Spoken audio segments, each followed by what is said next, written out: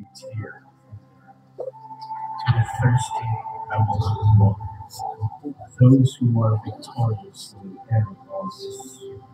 There will be no more death, mourning, crying, pain. For the old order of things has passed away. Behold, for these words are trustworthy and true.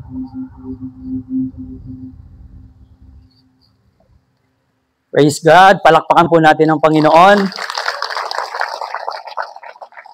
Sobrang buti po ng Diyos. Hallelujah. Parang may mauupuan pa po ba? Praise God. Now we're growing. 3 p.m. is growing. Salamat po. At kung may mga first-timers po tayo dito, we welcome you. And we are right now studying the Great White Throne. Okay. Saglit lang po ha. Check natin.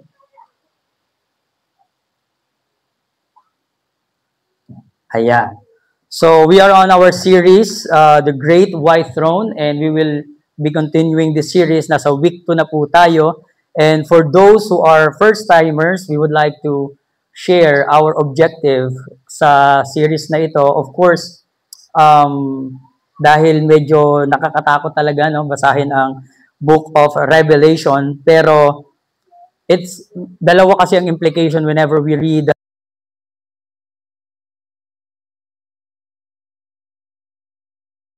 maliligtas, definitely, fear and trembling yung mamamayani sa'yo. But if you are saved and you have the assurance of salvation, this will give us hope.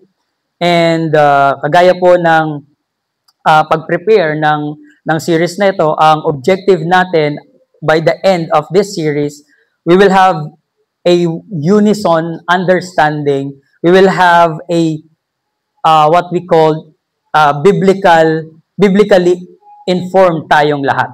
Okay, so kagaya ng sinabi ko po last week na we're not here to merely interpret what the Book of Revelation is saying. So sabi ko, i-treat nyo po ako na parang reporter nyo, that I will report the exact articles na mababasa natin sa Book of Revelation. Kasi amin natin sa hindi, not every one of us have gone reading the entire book ng Biblia, maybe particularly in the Book of Revelation.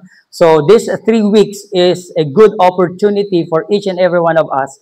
Magkaroon tayo ng iisang pagkaunawa, iisang information na nanggagaling dito sa Book of Revelation. Last week, we talked about the end time. So, kagaya po na sinasabi ko, pagka yung point system na ginagawa natin whenever we provide points dito sa preaching na to, it's not a chronological order, but ang preparation natin is we deliver first yung bad news, yung nakakatakot, at by the end, i-point out natin yung hope and future. The end. And today we will be having another topic. So yun yung ating objective and prayer natin dito, that as we understand this series, we can push ourselves to live a holy life. Amen? Ang hirap maging banal sa mundong ito, lalo na sa panahon ngayon.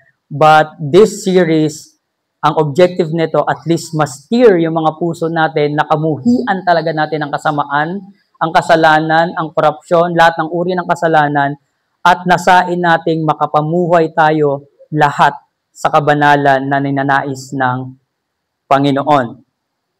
Alright? And I would like to bring you on this main verse. May I invite everyone to stand on your feet bilang pagpapakita ng pagmamahal at paggalang sa Panginoon.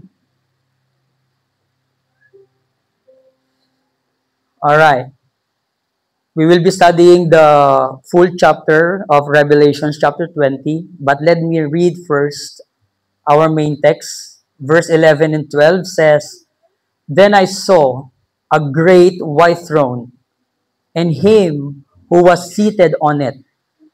From his presence Earth and sky fled away, and no place was found for them. And then I saw the dead, great and small, standing before the throne. And the books were opened. Take note of that. Then another book was opened. We will discuss that later, which is the book of life. And the dead were judged by what was written in the books according to what they had done. Father, we ask your holy presence na patuloy na mag-sit sa mga trono ng puso namin. And as we continue this series, and as we go through what kind of judgment na magkakaroon in the last day as you return, give us a full wisdom and understanding and capability and ability to understand all your scriptures na mababasa at mapapakinggan namin. Maliban na samahan niyo po kami ng iyong banal na spirito na guide ng lahat ng katotohanan, we will not able to comprehend and understand all these prophecies and revelations. Father, we humble ourselves before you. Kung may nakikita ka pong kasalanan, karumihan, may mga bagay na nasa puso namin na pwedeng maging hadlang to receive something greater from you today, we ask your holy blood, the blood of our Lord Jesus Christ, to cleanse us from all iniquities. And by your grace and mercy, i-allow niyo po na makalapit kami sa trono mo, makareceive ng mga magagandang bagay, makareceive ng mga bagong insight, makareceive ng bagong revelation. Let your word have a rema in our hearts. Para paglabas namin dito, hindi lang kami pumunta rito na wala lang, but Lord, we will go out after this preaching, after this worship service, with a changed heart, with a new life, and new Lord and Master over our lives. Bless your holy word, O God. In the mighty name of Jesus we pray. Amen and amen. Sige po.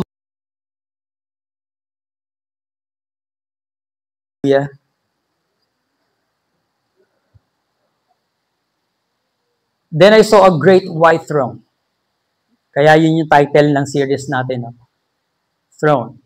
And on this preaching, mga kapatid, might be itatouch ko yung isang judgment because we will be talking about judgment. So I would like to welcome each and every one of us to the Great White Throne series, week number 2, titled Judgment. Okay? Applicable ba dito yung bawal judgmental? Kaso, pwede na, no? Pwede muna. Hello muna natin. Maging judgmental tayo kasi judgment yung pag-uusapan natin. And of course, hindi tayo aalis doon sa Great White Throne. Yung Great White Throne po kasi it talks about judgment. Great White Throne judgment. Meron pang isang tinatawag ang Biblia na judgment, yung judgment seat of Christ. So mamaya maintindihan natin anong klaseng judgment ba to? Am I included?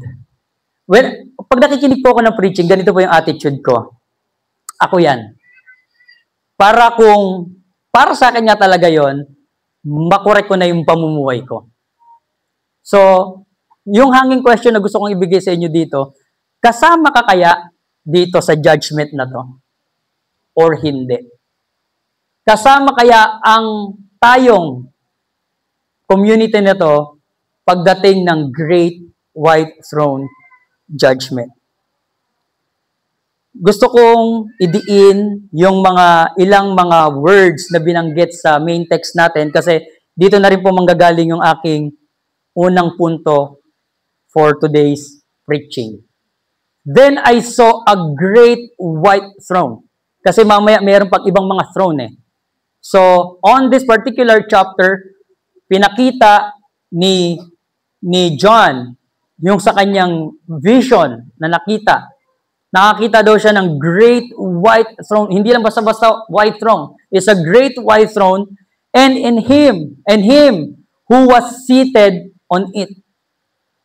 So napakapalad ni John, no?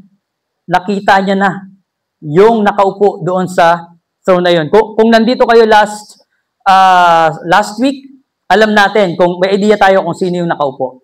Amen? And from His presence, ito po yung i-expect natin in the last days. Nung nakita niya na nakaupo na yung hari doon sa great white throne judgment, earth and sky fled away, and no place was found for them. So, maging ano muna tayo dito, maging imaginative, maging critical tayo, sige, sa part na to. Earth and sky fled away. Try to imagine kung ano yung nakita ni John on that vision. Nung nakita niya yung great white throne judgment at yung nakaupo na doon, suddenly, the earth and the sky fled away. So parang bigla na lang siyang nasa isang kawalan. Kasi wala nang matagpuan para sa earth and sky. So that's the future of this earth. Kaya ang ganda na sinabi ni Ate Tet kanina, no? We are just in the temporary world. Kaya pag masyado kang nagkikling dito, ayaw mo mamatay, no? Yung ayaw mo talagang bawian ng buhay. Well, siguro pwedeng humaba hanggang buhay mo, hanggang end of time, pero pagka nagtumakas na yung earth and sky, kasama ka na rin doon. So, ang ending, mamamatay pa rin tayo. Amen? So, yung kamatayan is not something that we need to fear of. Kanina habang nag-worship tayo, marami pala tayong stages ng kamatayan na pinagdadaanan. Nung nakakilala ka sa Panginoon, yun yung unang kamatayan na meron ka. Namatay ka sa sarili mo. You died with Christ on the cross. Tapos yung kamatayang physical. Amen? So nawala yung langit at lupa. Verse 12, and I saw the dead. Ito na, pinag-uusapan na yung mga, sino dito scared pag pinag-uusapan mga namatay? Ito, si John, nakita niya, I saw the dead, great and small. Sa ibang passage, nakita niya din daw, even the rich and the poor, facing and standing before that throne. Humarap sila doon sa great white throne judgment. And then, nung pagharap nila doon sa trono, books were open. Sabihin po natin, books. Ayan, mga libro.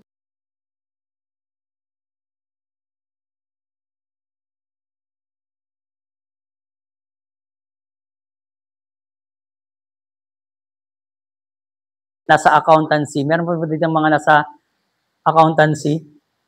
Yan, mga familiar yan sa mga books. No, kami po, gusto ko lang bigyan ng konting illustration to. I tried to connect this sa normal na buhay natin. Kami sa office, kapag may complain yung mga kliyente namin sa aming mga agent, we open books. May mga records kami.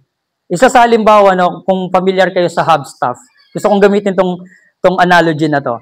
Pag may complaint regarding sa pagpasok ng ahente namin, so yung misis ko kasi siya yung nagmamanage ng client and VA side, so siya yung nangangalikot nun. So bubuksan yung mga evidence. I call this books of deeds or books of accountability.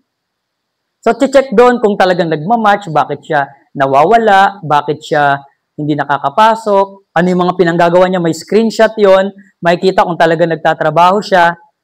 And na-imagine ko, on that day, may mga librong bubuksan sa harapan natin, sa harapan nitong mga namatay na to, na muling binuhay on that day. And they will stand before the throne of God. At may bubuksan mga libro para i-account yung mga ginawa nila. Mga kapatid, kung dito nagdi-deny tayo ng mga ginawa natin, lalo yung mga nakakahiya, nakakagimbal, on that day, wala nang makakapag-deny because it is accounted on that books. Hindi lang isang libro ang bubuksan, baka meron diyang books of accountancy, books of accountability, many books. Kasi kung babalikan natin yung mga parables ni Jesus, meron siyang mga binibigay at pinagkakatiwala sa atin, and one day, we will face the judgment at sisingilin ng Panginoon kung paano mo hinawakan, hinandle yung mga ipinagkatiwala sa iyo. At alam natin doon, lalo sa parable of the talents, alam natin merong doong itinapon sa apoy. Dahil ang ginawa niya, yung talent na binigay sa kanya, tinago niya lang sa ilalim ng lupa. Okay? That's a different topic. I can talk whole day about that accountability. But balik tayo dito, there will be books na bubuksan sa harapan natin. At babasahin ng mga anghel yan. Lahat ng ginawa natin. Pero gusto ko dito kayo ma-excite. Then another book was opened, which is the book of life. So saang book kaya tayo makikita?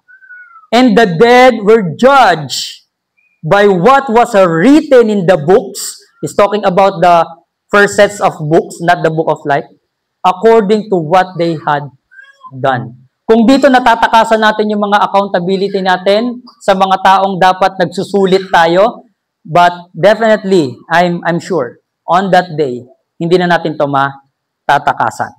So anong gusto nating ipunto dyan?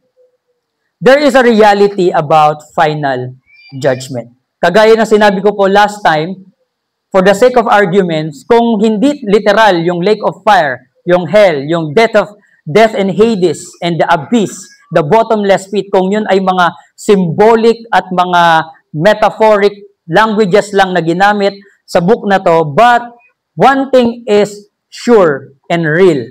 There will be final judgment. And the dead were judged by what was written sa book na yon. Meaning, every one of us will stand before the great white throne. Walang exempted. Again, merong judgment seat of Christ.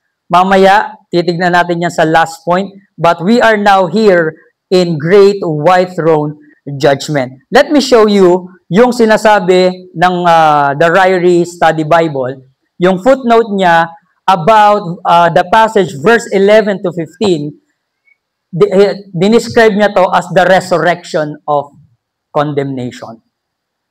Pinicture niya, sabi niya, it is a picture, yung passage ng verse 11 to 15, is a picture that the judgment of the unbelieving dead.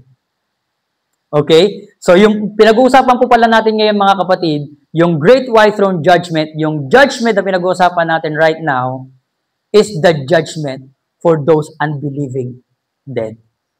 Kaya tanong ko kanina, kasama ka kaya dito? Kung unbelieving ka, you might be facing that Great White Throne Judgment. So, parang preview na to ng eternity natin. So, this is the right moment for you to decide kung nasaan ka ba hukuman. Kasi parang dito din sa lupa, meron tayong Supreme Court, meron tayong Regional Court. Depende sa kaso mo, saan didinigin. Okay? So, now, yung Great White Throne Judgment, yung judgment na pinag-uusapan natin, it's the judgment for the unbelieving dead. At kung unbelieving ka, you're dead. So you need to decide today kung saan ka ba. Haharap ka sa Great White Throne or you want to face the Lord in the judgment seat of Christ. Kasi sa judgment seat of Christ, just to give you a preview, ang judgment seat of Christ, mauuna siya bago sa Great White Throne Judgment.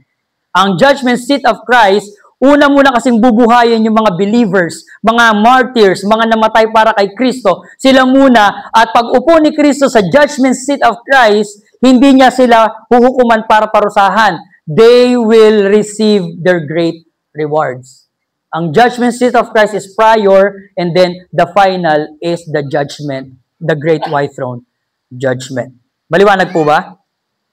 At yung mga taong binanggit dito na nakita ni John, in the first place, first of all, kaya sila nandoon they're facing the Great White Throne Judgment kasi nung sila ay nabubuhay, nireject nila yung gospel. Nireject nila si Kristo bilang Panginoon, tagapagligtas, Diyos na nagkatawang lupa. Ayaw nilang paniwalaan na merong isang Diyos na kayang maging tao para iligtas ang sangkatauhan. Mamaya, bibigyan natin yan ng mas maganda-gandang reference. In Hebrews chapter 9, verse 27, it says like this, "And just as it is appointed for man to die once, and after that comes judgment." Sobrang napaisip po ako dito because all my life, ang iniisip ko lang talaga is once we die, immediately harap tayo sa hukuman ng Panginoon. Wala na pong nagpaparamdam. Gusto ko lang pong magkaroon to ng clearance sa bawat isa sa atin. Kasi the enemy deceived us, no, na pag namatayan tayo ng kamag-anak, minsan nagpaparamdam sa pamamagitan ng paru-paro, tutubi, kung ano-ano pa. No, yung lola mo. 'Di ba? Highest creature, naging paru-paro. Parang hindi ko makita yung logic no. Pero for the sake of ng respeto sa mga kultura ng ating mga lolo't lola, no? Hinahayaan na lang natin yon. But for us na nandito at least sa room na to, no? Walang ganun. Walang nagpaparamdam. Hindi siya nagtatransform bilang paru-paro, tutubi, gamo-gamo, or whatsoever. Pag namatay, diretso na judgment. Now, pinag-isipan ko, Lord, yung judgment ba, ito na yung agad-agad haharap sa hukuman ng Panginoon? It could be. It could be. Kasi, binanggit ni John na may laman yung death and Hades. Someone, please help me. Makakainin na ako dito ng technology. Live po tayo, kaya expect nyo, nangyayari po talaga yung mga ganitong mga bagay-bagay. No, minsan lang ang kamatayan at pagkatapos ay paghuhukom. So pinag-isipan ko maigi, sabi ko, Lord, pag namatay ba't kami ngayon, right now, haharap na kami sa hukuman mo? Dati yun lang yung iniisip ko. But there will be two judgment nga na mangyayari. It could be yung mga unbelieving people, no, haharap agad sila doon sa hukuman ng Panginoon and they will be thrown in death or in Hades. Yung bottomless pit, wala pa siyang laman. But according to the scripture, according to... kailangan daw pumunta sa kids. Okay, let's cut this po. Meron po tayo, nananawagan po kami. Kay Baby Samantha po ba ito? Opo. Please proceed to Kids Church. Thank you. And that's brought to you by Kids Teacher. So there will be death. Hindi natin ito matatakasan, mga kapatid. Sa mga natatakot mamatay, sorry, kasama to sa sermon for today. Mamamatay po talaga tayo at mangyayari lang yun one time, walang nagpaparamdam, walang matatrap sa kung saan-saan. Diretso yan judgment. At kung hindi tayo nakakilala sa Panginoon, ay nakakatakot mang sabihin to. But baka ipwesto ka na, it's either death or Hades. And then there will be another judgment, which is the great white throne judgment, that everyone na nandoon ay ilalabas at haharap sa hukuman ng Panginoon. Tignan pa natin yung ibang scripture. Jumping in verse 7 and 10. Then I saw an angel, verses 1 to 3. Then I saw an angel coming down from heaven. Ito na yung spoiler alert. Holding in his hand the key to the bottomless pit and a great chain. And he seized the dragon, that ancient serpent, who is the devil and Satan. Last week, pinag-usapan natin yung false prophet at saka yung beast. Pero meron pang ibang beast na tinutukoy sa Revelation, pero hindi na natin siya madadaanan dahil sobrang iksi lang ng ating series. But right now, ngayon, pag-usapan na naman natin yung dragon, which is tinaguri ang ancient serpent, yung serpent na nakausap ni Eve sa Book of Genesis. Ngayon, nandito na siya, which is si Satan. Sabi ni John, nakita niya, bound him, yung angel bound Satan for 1,000 years. Sabi nga pala, 1,000 years. Okay, so may 1,000 years dito. Let's do our math. And threw him into the pit. and shut it and sealed it over him so that he might not deceive the nation. Sabihin po natin, deceive. Alright, so si Satanas may kapangyarihan siya to deceive a nation.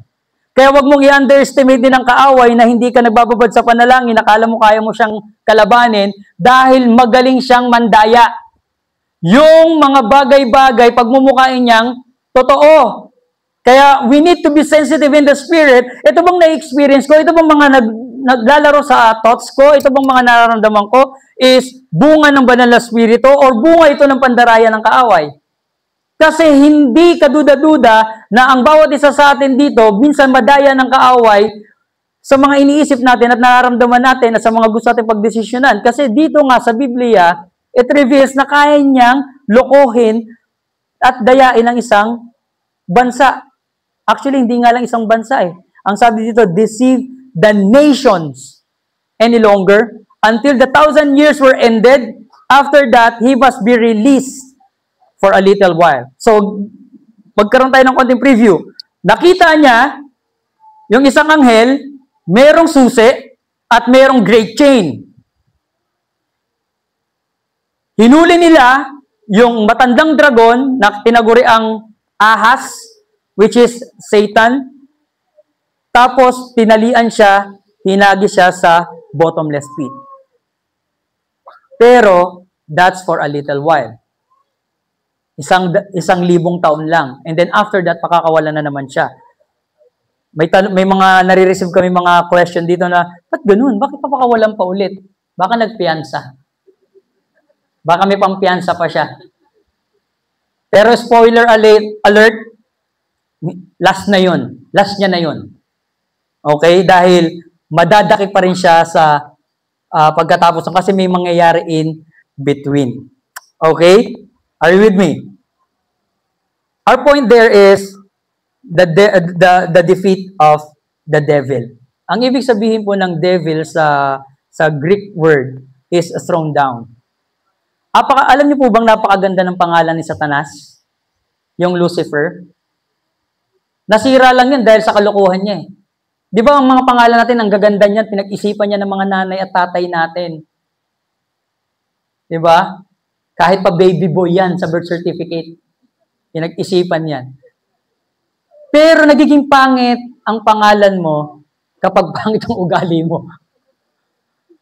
Pagka may mga kalokohan kang nagagawa at nalalantad tayo sa kahihiyan. Same thing with Lucifer.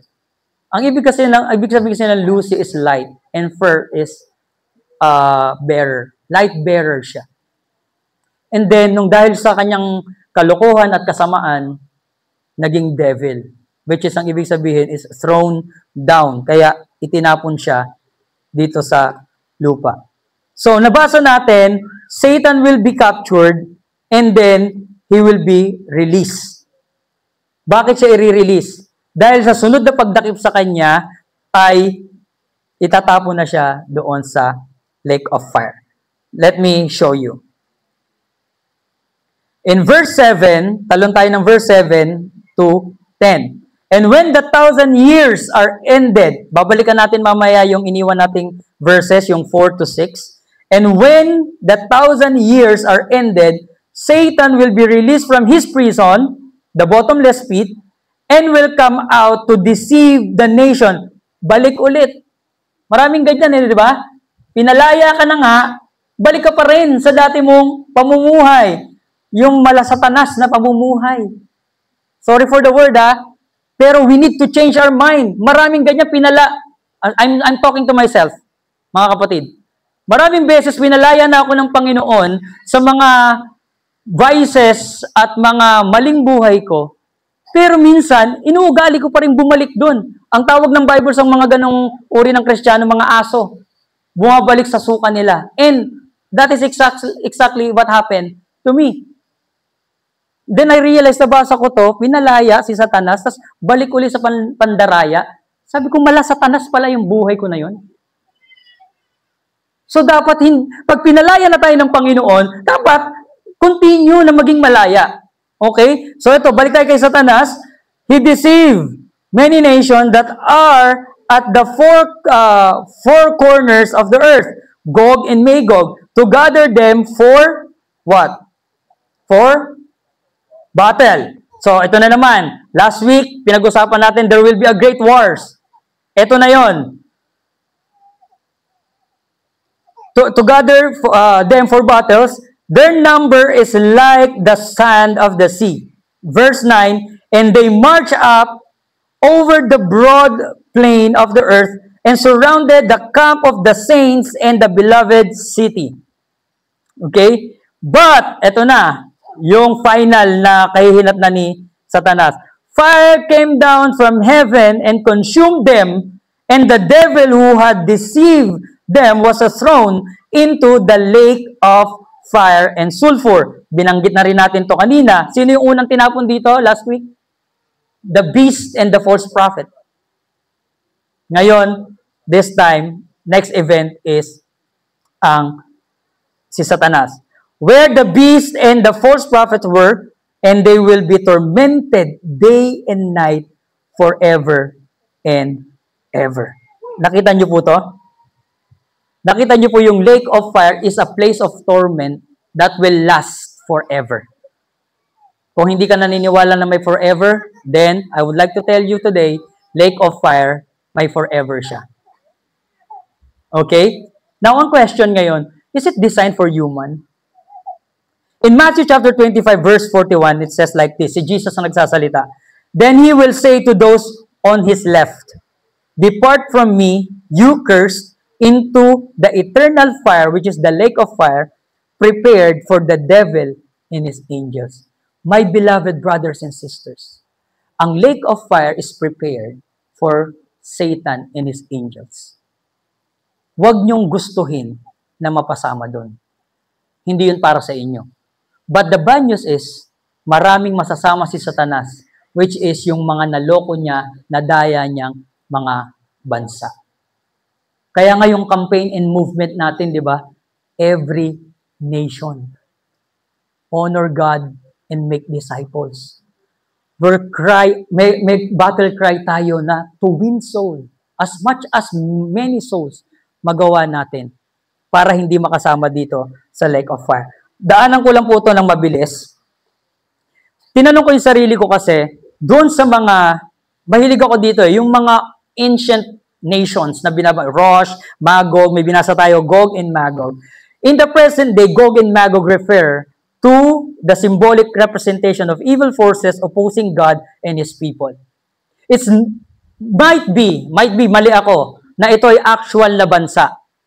Okay? Pero, it represent a nation. Kasi nation yung igagather ni Satanas eh.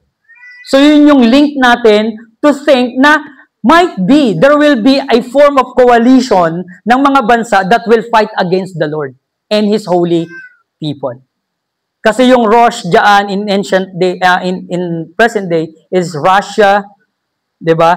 And merong Bible prophecy sa Ezekiel chapter 38 and 39, Gog is the chief prince of the land of Magog, which is interpreted by some as the region north the Black Sea, including the border in Russia, Ukraine, and other territories in Central Asia and Turkey. Don't quote me on those nations na binanggit ko. But the Bible is giving us an idea that there will be nations na mapo-form. Sana mali tayo.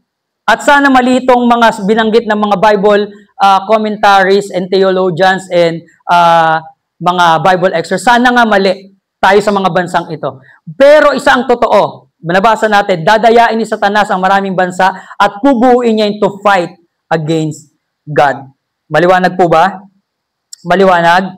In Romans chapter 16 verse 20, sabi ni Paul, the God of peace will soon crush Satan under your feet. Listen to this. Listen to this, mga kapatid. The God of peace will soon crush Satan under your feet. Kaya dapat hindi si Satanas ang nabubuhay at nagmamando sa'yo. Dahil one day soon, yung mga believer na nasa panig ni Kristo, si Satanas, you will crush them under your feet. The grace of our Lord Jesus Christ be with you. My last point is, there will be a great rewards for the righteous. Believers' name will be in the book of life, in the eternal, and we will receive our eternal life. We will share in the first resurrection. Merong first resurrection. Let me show you this verse. Ito yung iniwan natin kanina. Verse 4 to 6. Then I saw thrones. Kanina, great white thrones. Now, there's more thrones na nakita ni John. And seated on them were those to whom the authority to judge was committed. Meron ding mga bubuhayin sa first resurrection at meron silang kapangyarihan at authority to judge. And I also saw the souls of those who had been beheaded for the testimony of Jesus and for the word of God, and those who had not worshipped the beast or its image and had not received its mark. Pinag-usapan natin last week, there will be a mark of the beast, and ang position ng mark na yon will be on their foreheads and right hand. They came to life and reign with Christ for 1,000 years. So kaya pala, itatali muna si Satanas para mag-reign yung mga unang kasama sa first resurrection to reign with Christ for 1,000 years. They came to life and reigned with Christ for 1,000 years. Then verse 5, the rest of the dead did not come to life until the 1,000 years were ended. So, ang ibig sabihin, judgment seat of Christ muna, mabubuhay muna yung mga martyr, yung mga namatay kay Kristo, and they will reign with Christ 1,000 years. And then, after 1,000 years, the great white throne judgment ang kasunod. Blessed and holy is the one who shares in the first resurrection. Over such, the second death has no power, but they will be priests of God and of Christ, and they will reign with Him for 1,000 years. Kaya mauuna munang mabuhay yung mga nakay Kristo. Might be my last verse for you today. John chapter 5 verse 24. Si Jesus po ito nagsasalita. Truly, truly, I say to you, whoever hears my word and believes Him who sent me has eternal life. He does not come into judgment, but has passed from death to life. Balikan ko lang po ng konti yung mark of the beast. Sorry, sobrang limited nung time. Pero isang mabilis lang. Maraming mga lumalabas ngayon ng mga article, content, and whatsoever that the digitalization happening in Europe and some other countries, yung naglalagay ng mga chips daw sa forehead, at kasi nangyayari na talaga. Pero maliwanag ang sinabi ng Revelation chapter 13. Yung hindi magpapamarka, you cannot buy or sell. So it has something to do with trading. It has something to do with the market. Parang dati, di ba, hindi ka makaka-claim nung mga unang panahon, nung hindi pa uso ang technology, hindi ka makaka-claim ng benefits without the coupon. Naaalala nyo po, yung pumupunta kayo sa Pag-ibig, sa SSS, may coupon para i-claim yung mga dapat yung i-claim. Ngayon, kapag wala kang card na naka-chip, hindi ka rin makaka-claim. So, pwedeng ganun. Hindi natin sinasabing yun yung interpretation. But the Bible is clear. Listen to this, mga kapatid. There will be a mark of the beast. Sa forehead at saka sa right hand. Hindi natin sinasabing yun na yung mga chip or whatsoever. Pero kapag nag-materialize na sa mundong ito, that you cannot buy and you cannot sell without the mark of the beast, that's it. At least you have been informed. There will be markings. Bakit? Kina-counterfeit niya ang Holy Spirit. Kasi ang Holy Spirit may mark din yan sa mga anak ng Diyos. And this is the last call, maybe, for you today. In John chapter 5, whoever hears my word and believes in Him who sent me has eternal life. He does not come into judgment, which is the great white throne judgment, but pass from death to life. Mga kapatid. Before I end, I would like to use this illustration. Kasi ako po, may side gig din ako na real estate.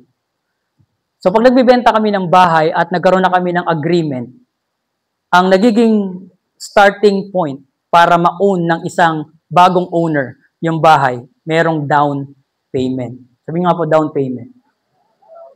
So pag walang down payment, kahit nagpa-reserve siya, pwede yung null and void. Pwede yung mawalang kwenta. So magsisimula lang talaga yung process kapag nagsimula na ng down payment.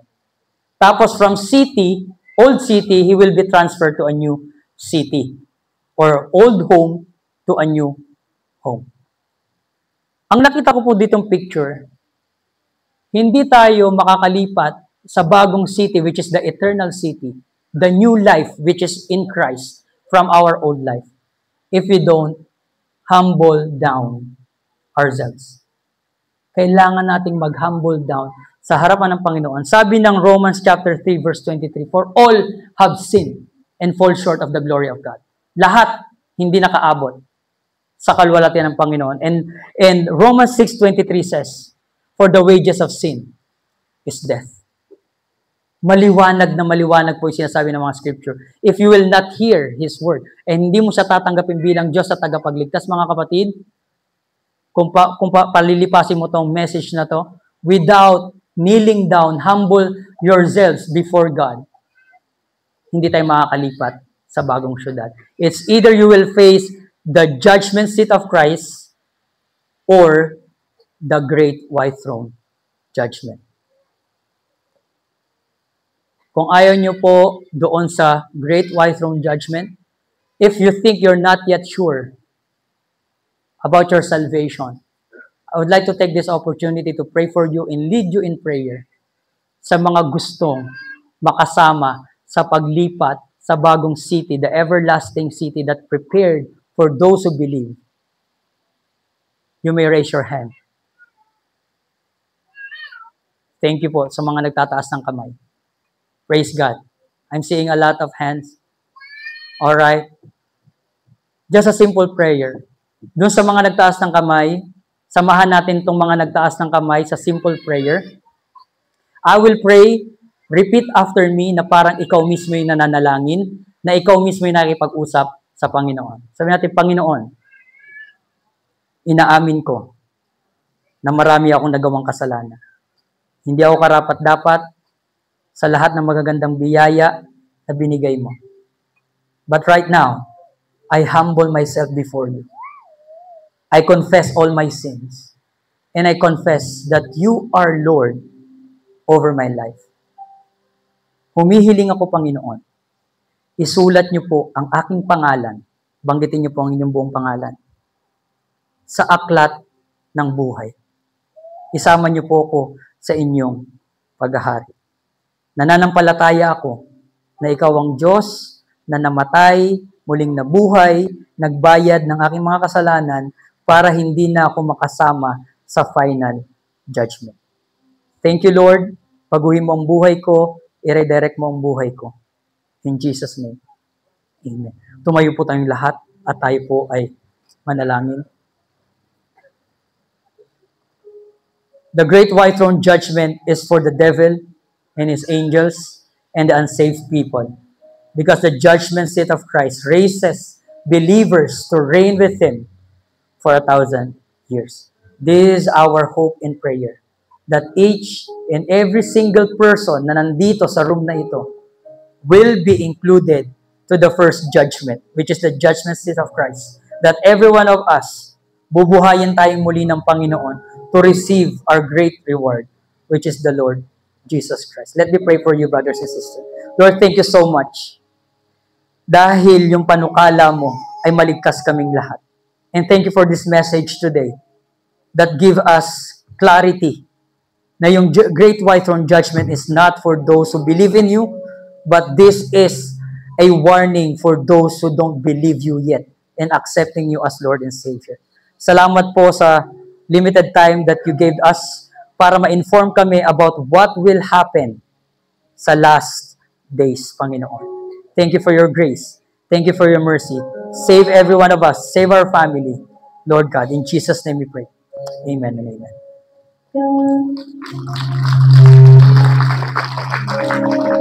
Let me hear the name of Jesus.